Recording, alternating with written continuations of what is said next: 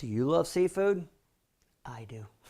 Shrimps, scallops, salmon, what a wonderful source of proteins and omega-3s, and they taste so good. When it comes to cooking fish at home, however, do you know which fish to choose? How can you tell it's really fresh? Which fish should you avoid? If you're overwhelmed by all the choices, you are not alone. Many people avoid buying fresh seafood just because they don't know what to look for. Well, no more. Our fishmonger Tommy Gomes is here to help you enjoy the benefits of freshly cooked seafood at home. He's a busy man, so let's get right to it and join him right now.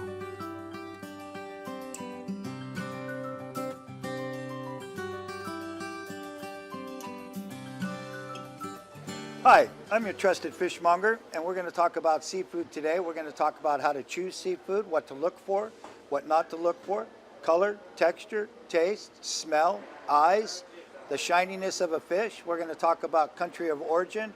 We're going to talk about fillets, frozen, trisodium phosphate treated seafood, shellfish, farm-raised salmon. We're going to cover a whole vast array of things today.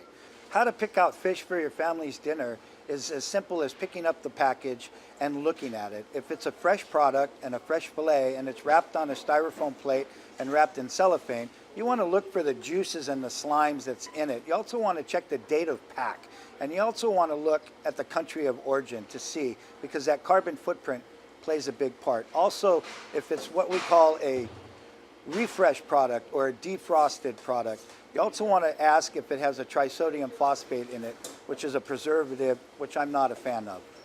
We're going to talk about frozen fish and how to pick a frozen product.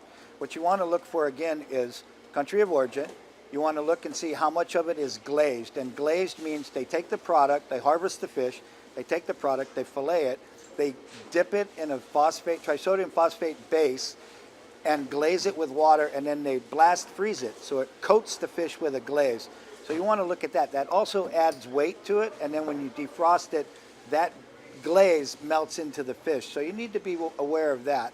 Also, if you can buy cry-packed frozen fillets, that's the best way to go.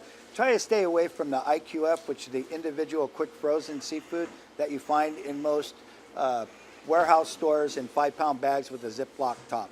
If there's another option, like a vacuum-packed fish, let's say you have vacuum-packed halibut or an IQF halibut, me personally, I would go with the vacuum-packed because it's done quicker and faster, and it's not beat up or bruised by bouncing around in a 5-pound bag.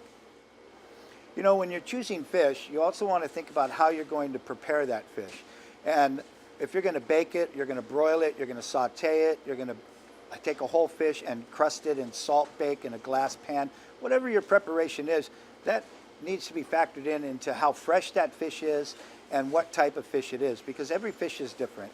You have texture, you have oil content, you have size, and all of that needs to be factored in on how you're preparing that product. So there are multiple books out there. The internet is a great source of information. You can always look up things like how to prepare, and there's a gazillion recipes out there, and nothing beats wild Alaskan salmon. Friends don't let friends eat farmed salmon is a popular bumper sticker that you'll see up in the Pacific Northwest due to the salmon fisheries and the fishermen. The difference is you have Canadian salmon being farmed, you have Chilean salmon being farmed, you have Atlantic salmon being farmed, and all of this stuff, and it's just my personal opinion, all of this stuff was grown and harvested and developed under a microscope, and that's just not the way you want to eat. You don't want to eat genetically mutated vegetables. You certainly don't want to eat genetically mutated seafood. If you're eating salmon and you're eating it raw, farmed salmon definitely needs to be frozen first and then defrosted due to parasites that could be inside of that meat. The sushi grade is the highest quality of seafood that you can find. A lot of sushi grade fish that's coming in is a blast frozen product that's harvested on the boat, taken very good care of, and blast frozen right away. Freshness, quality, color, and taste all factors into that. You know, and when you go into a restaurant and you see salmon, everybody's got salmon. Ask questions. Where did it come from? How is it harvested? Is it farmed salmon? Is it wild salmon? And most of the time, 99% of the time, you're going to be able to tell just by the price. If it's $9.99 for an entree, it's definitely not a wild salmon. You know, another good alternative to seafood and a great value is mussels, clams, and oysters. What's the best way to know if it's still fresh, if you're not going to get sick from it, from shellfish poisoning and stuff like that? You definitely don't want to buy any shellfish that's been opened, sitting in a bucket or a bushel, if you will, and the shell is open. That's a dead shellfish. You want to get rid of that. And also, again, remember to trust your nose. Smell it. Handle it. Is it leaking a slimy substance? You don't want anything to do with that. Is there still a nice shine to the shell? Is the shell broken or cracked? Those are the things that you want to stay away from. And again, where was it harvested? How long ago was it harvested? Ask those questions. And again, when you're cooking shellfish, you know, you're making a mussel boil and you're using coconut milk and spices and all this really cool stuff. Those shellfish that did not open, when you're serving it, completely discard those. Those did not open. You don't want to eat those. They're bad.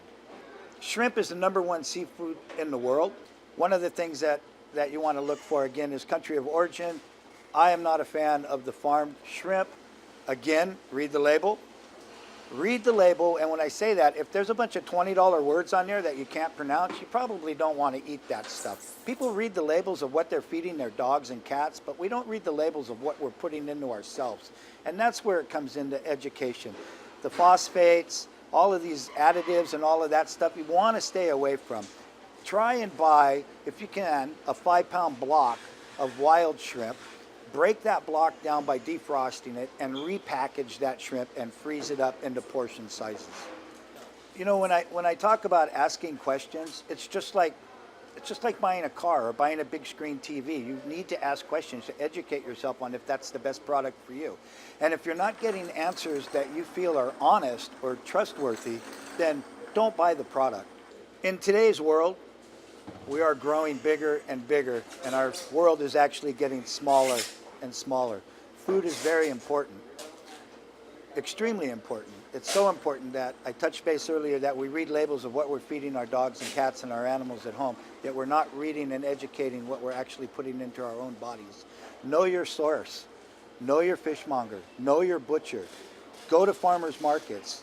Feed yourself good, natural food, and stay away from the genetically mutated foods that are coming out and actually just polluting our bodies.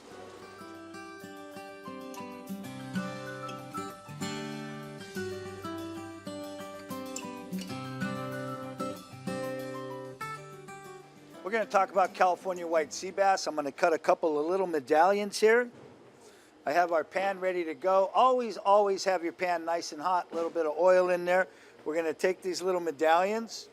This is a locally harvested fish in California, very sustainable. And what sustainable means to me as a fishmonger is sustainability means to me the harvesting of good, healthy stocks in a non-destructive fishing practice method, which does not harm the habitat with minimal bycatch. And if that bycatch happens to be marketable, more power to the fishermen.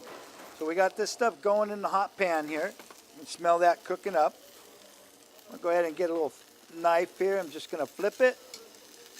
Bring it back up in the range of the camera.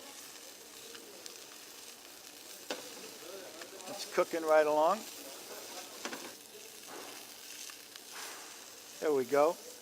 You can see how this cooks up nice and white. Very, very flaky, very cool.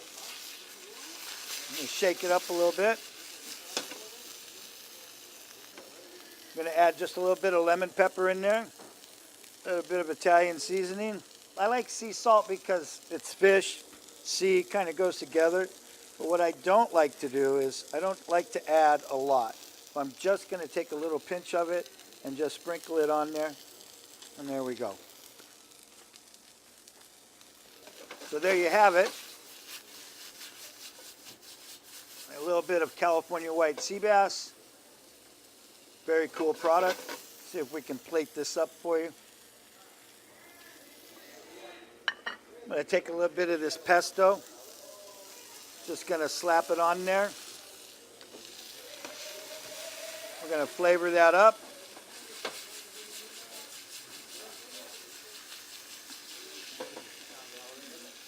And here you go.